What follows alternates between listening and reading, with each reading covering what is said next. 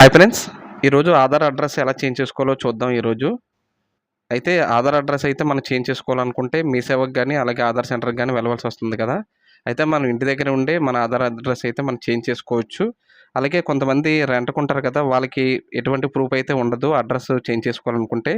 వాళ్ళకి కూడా ఎలా చేయాలైతే ఈరోజు ఈ వీడియోలో చూద్దాం. ముందుగా మీరు క్రోమ్‌లోకి వెళ్ళండి. గూగుల్‌లోకి వెళ్ళిన తర్వాత సెర్చ్ బార్‌లో www.uidai.gov.inకి లాగిన్ అవ్వండి.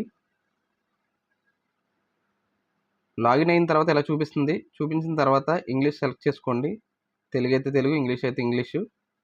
సెలెక్ట్ చేసిన తర్వాత అప్డేట్ అని కనబడుతుంది. కింద అప్డేట్ దాంట్లో అప్డేట్ డెమోక్రటిక్స్ డేటా అని కనబడుతుంది కదా స్టేటస్, అది క్లిక్ చేయండి. క్లిక్ చేసిన తర్వాత ఇలా లాగిన్ చేసుకోమని అడుగుతుంది. లాగిన్ చేయండి. మీ ఆధార్ ఎవరి అడ్రస్ మార్చాలనుకుంటున్నారో వాళ్ళ ఆధార్ నెంబర్ ఎంటర్ చేయండి.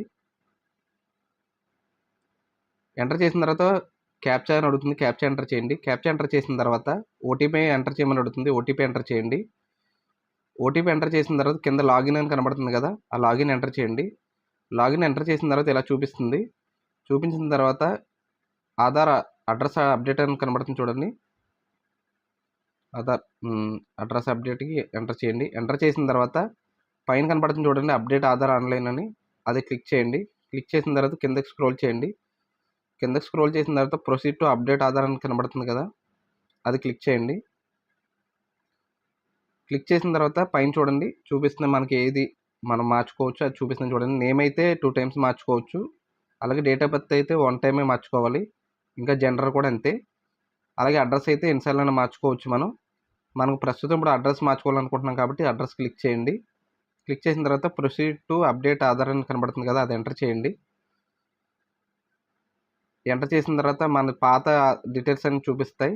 మన Aadhaar card address పాతయన్నీ.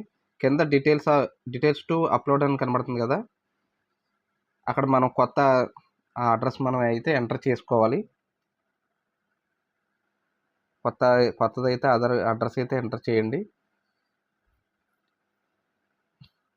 Pin code, మన విలేజ్ నేము, అలాగే మనది పోస్ట్ ఆఫీసు, అలాగే విలేజ్ నేమ్ ఏంటో సెలెక్ట్ చేసుకోండి. సెలెక్ట్ చేసిన తర్వాత మన ప్రూఫ్ ఆఫ్ అడ్రస్ ఏది పెట్టాలో మనం అడుగుతుంది చూడండి. ఇక్కడ మన అడ్రస్ ప్రూఫ్ కింద ఏది పెట్టాలో అడుగుతుంది. ఇక్కడ చాలా ఉన్నాయి చూడండి.